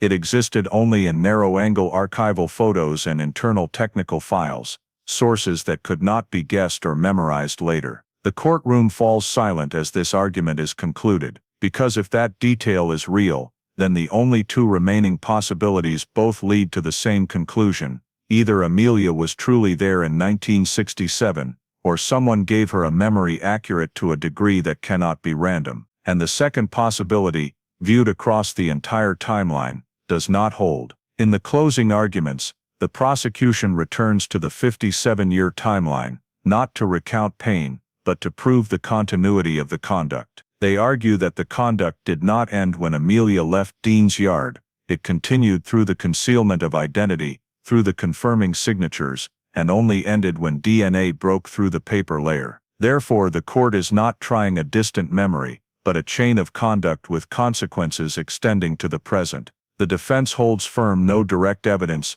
no accusing witness, and time has eroded everything. But as the trial nears its conclusion, the focus is no longer on whether each piece of evidence is perfect, but on whether all the pieces, when placed together, still leave any reasonable doubt. The jury is asked not to choose emotion, but to choose logic, and the logic they face is an unbroken timeline, from a stone wall that vanished in 1967, to an indisputable DNA result in the present. In the space of those 57 years, there is only one path that passes through all the milestones. The trial ends its advocacy phase with that question hanging, one no longer directed at the past, but at the verdict about to be delivered. After the trial closes its advocacy phase, the legal process of the Amelia Foster case enters its final but no less significant stage: state-level identity confirmation. This is no longer a question of investigation or jury debate, but of the legal system formally acknowledging what science and logic have proven, that the child missing from Dean's Yard in 1967, and the woman who existed under a different identity for decades, are the same person. The process begins with the Crown Prosecution Service submitting all conclusions accepted by the court to the Central Registration Authorities. The missing person file for Amelia Foster, maintained as unresolved for over half a century, is reviewed one last time as a complete file. No more notes of awaiting new information, no more vague markings. Instead, there is a concluding dossier, in which DNA genealogy is independently confirmed. The administrative chain is fully traced back, and the court verdict serves as the legal foundation. Closing the missing person file does not happen with a simple line. It requires coordination between multiple units: police, civil registry, judicial system, and national archives. Each unit must update its own data to ensure that Amelia Foster no longer exists as a gap in the system. The disappearance date in 1967 is retained as a historical marker, but the file status is changed to identity confirmed, alive. This is a rare classification, reflecting the special nature of the case. Parallel to closing the missing person file, another equally important process takes place: adjustment and merging of legal identity. Amelia Foster is recognized as the original legal name, tied to the birth date and birth family origins. The identity created after 1967, which existed legally for decades, is not mechanically erased. Instead, it is recorded as a past identity used under abnormal circumstances and legitimized by administrative loopholes of that era. This approach aims to avoid disrupting the civil rights Amelia accumulated throughout her adult life. For Amelia, legal recognition is not merely symbolic, it is the closure of a suspended state that lasted her entire life, when an identity existed on paper but lacked clear roots. From this moment, she is no longer the person who appeared late in the system, nor the missing child in an old file. She is recorded as an individual with a complete history, even though that history was interrupted by the actions of others. Amelia's birth family receives formal written notification, not as an apology or consolation, but as a final legal conclusion. The document confirms that their daughter is no longer on the National Missing Persons List, that the state acknowledges her continuous existence, and that their years of waiting, though irreparable, have a clear endpoint. For them, the file closure does not erase painful memories, but it ends the suspended state that haunted generations. In the National Archives, the Amelia Foster file is transferred to a special status. It is not placed in the resolved in the usual way category, nor permanently sealed. Instead, it is retained as a reference case, a typical example of how an identity can be legally concealed for so long, and how modern science can force the system to self-correct. Accompanying notes emphasize that the identity confirmation did not come from a single source, but from the convergence of traditional investigation, administrative analysis, and DNA genealogy. Legally, this moment marks the end of a long-standing state obligation. For 57 years, Amelia Foster existed in the system as an unanswered question. When the identity is confirmed, that question no longer exists. This allows the relevant agencies to close all search procedures, cease disseminating missing person information, and update international databases that once recorded the case as unresolved. For society, the identity confirmation does not create a sense of victory or jubilation. It carries a more subdued tone, an acknowledgement that the system once failed to protect a child, and took more than half a century to correct that failure. But this very recognition also sends another message, that truth, though concealed by time and paperwork, can still be recovered if the right tools are used, and if there is sufficient determination to seriously re-examine the past. When the final confirmation document is signed and archived, the Amelia Foster missing person file is officially closed, not by forgetting, but by fully recording her true person. Amelia Foster, the child who disappeared in 1967, is legally recognized as a living person, with history, family, and a clear place in the system from which she was once removed. That is the end of one file, but also the beginning of the final phase, confronting the aftermath that a case lasting 57 years leaves for the people, and a society that has changed greatly since the afternoon at Dean's Yard. When the Amelia Foster missing person file is closed, and her identity is officially recognized by the state, the case does not end in the ordinary sense of a sentence or verdict. It leaves a lingering aftermath within law enforcement agencies and the administrative system, an aftermath that is not loud, not emotional, but forces those in the profession to confront how a case could slip out of control for 57 years without detection. For the investigators who participated in the final stages, the Amelia Foster case becomes a classic lesson in how a small error in the first 24 hours can create consequences lasting decades. A missed call, a caller's name recorded wrongly, a lead fitting the abduction hypothesis but not followed through, all those details, when viewed separately, seem insignificant. But when placed together after more than half a century, they reveal a hard-to-accept reality. The case did not reach a dead end due to lack of clues, but because the right clues were not handled at the right time. Another lesson lies in how the investigation became locked onto a reasonable suspect. When attention focused on a seemingly convincing direction, other hypotheses were discarded, not because they were fully ruled out, but due to limited resources and pressure to provide a quick resolution. In the Amelia case, prolonged focus on one investigative direction meant that other possibilities, less intuitive but more fitting, were not pursued. The professional aftermath here is not choosing the wrong suspect, but allowing one hypothesis to dominate investigative thinking for too long. The case also exposes a major flaw in how administrative systems once operated. The chain concealing Amelia's identity did not rely on sophisticated forgery of documents, but on the absence of cross-verification mechanisms between agencies. A child could disappear from a missing persons file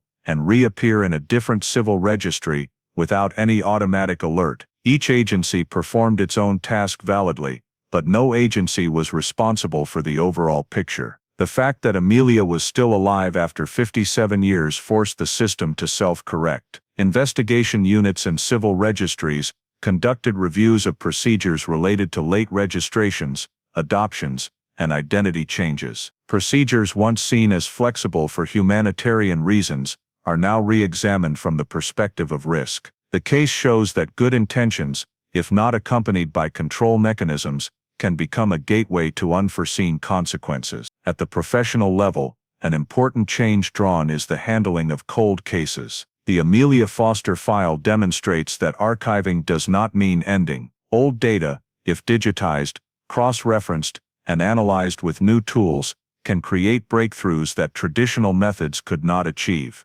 DNA genealogy is not just a scientific tool, it is a reminder that investigations must evolve with time, rather than accept the limitations of the past. Another aftermath, less discussed but no less important, is the impact on legal thinking. This case forced the CPS and the courts to reconsider the concept of continuing conduct and limitation periods. When a crime creates consequences that persist for decades, limiting liability to a single historical moment becomes inappropriate. This is not a loosening of the law, but an adjustment so that the law accurately reflects the nature of the conduct. Ultimately, the Amelia Foster case leaves a core lesson for those in the profession. The system is only safe when it is designed to doubt itself. Over 57 years, no one deliberately overlooked Amelia. The system simply trusted what it had recorded. It was that trust, unchecked, unverified, that allowed a false identity to exist legally, and a true identity to remain suspended on the margins. In retrospect, the greatest aftermath of the case lies not in the fact that a child was found alive, but in the realization that truth is not buried in darkness, but covered by layers of seemingly harmless procedures. Amelia Foster returned to her identity, but her case leaves a persistent question for the entire system. How many other cases are existing in similar gaps, only waiting for the day when science and persistence force them to surface? The Amelia Foster story is not just a case resolved after 57 years, but a stern reminder to today's United Kingdom society about how a modern community confronts its responsibility to protect the most vulnerable. Amelia disappeared at Dean's Yard in 1967, not in darkness, but amid the bells of Westminster Abbey, tourists, and passing crowds. This reveals a reality that remains valid today. Danger does not always appear in remote places,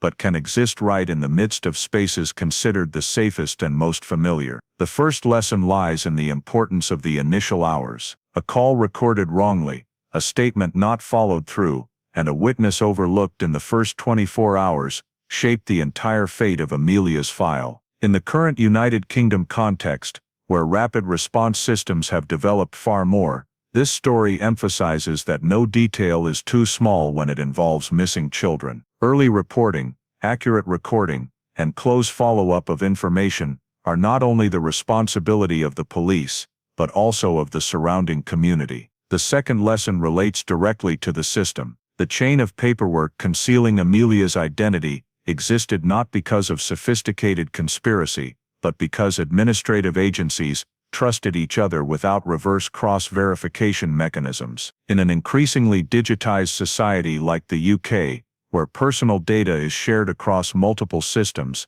this story demands that processes be designed to always be ready for self-checking and anomaly detection, especially in cases of adoption, late registration, or identity changes. Finally, Amelia Foster reminds us that justice is not only punishment, but restoration of truth. The use of DNA genealogy and the reconstruction of Dean's Yard to return identity to a person shows the value of persistence and science in modern life. In everyday life in the United Kingdom, that lesson can be applied more simply. Do not hastily accept obvious things on paper or on the surface.